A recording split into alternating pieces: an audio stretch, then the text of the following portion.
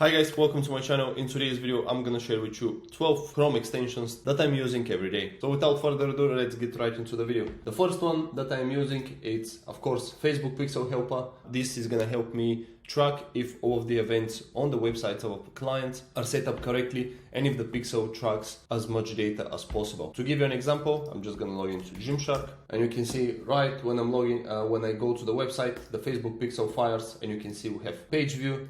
Then if we want to check if the pixel is recording add to cart, you can go to any of the product pages and you can click add to cart, click on the pixel, you can see it does record the view content, so that you're viewing a specific product, and you can see it fires the add to cart as well.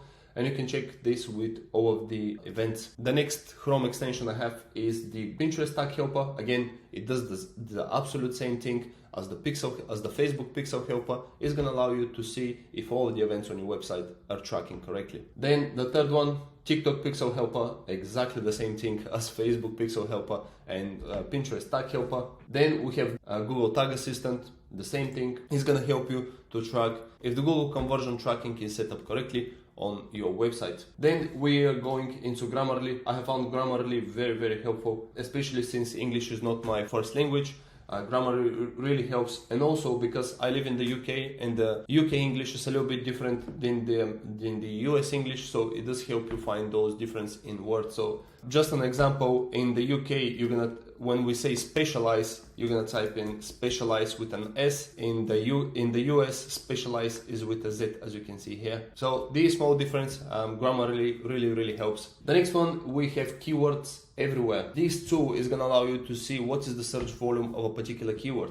The next one we have is Wapalyzer. Now this tool, it's free, and they also have a paid version, but the free version, it's more than enough. What this tool is gonna allow you to see the different tools, apps people are using on your website. So for example, you can see Gymshark are using Attentive. Attentive, I believe it's an SMS platform that you can use for SMS marketing. Then live chat, Intercom, they have built the website on Shopify. They have TikTok Pixel, Pinterest Conversion Tag, Google Analytics, and you can see all of the other tools that they are using. I do believe these are not all of the tools that they have and all of the apps they have installed on their website, but these are the main ones. So you can see PayPal, Apple Pay, Klarna, Google Tag Manager, Microsoft Advertising, Snapchat Pixel, etc. Next one, Hunter.io, obviously for searching emails. You just basically go to a website, you click the extension, and it's gonna source all of the emails that can find on the actual website. Then we have free VPN, very good VPN, it's free. The purpose for which I'm using it is, for example, when I'm doing a research on a competitor that is doing Google Ads in the States. So because I'm in the UK, and if I want to see someone that's running ads in the States on Google, I'm not going to be able to see it if they're running only ads in the States. So when I turn on the VPN and it goes through Virginia, USA, I'll be able to see if they're running ads in the US on Google. And again, this tool is free, so definitely give it a try. The next one, we have FatBlock, very self-explained. FatBlock is basically going to block the ads that you're seeing. I use it mostly for YouTube. And then the last one is SimilarWeb. SimilarWeb, when you click the extension, they have free and paid version. With the free version, you're going to be able to see some data on the website. For the smaller websites, you won't be able to see this much data. I think people need to be receiving around a million views a month in order for SimilarWeb to be able to source information.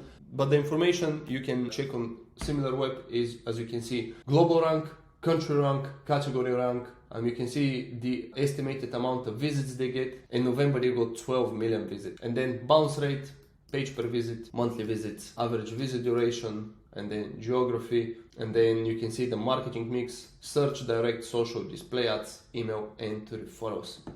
But yeah guys, that's basically it for this video. These are the Chrome extensions that I'm using on a daily basis. And let me know if you have any questions, or drop in the comments below if you know any good Chrome extensions that I've missed here. And yeah, thank you very much for your time, and I will see you in the next one. Bye.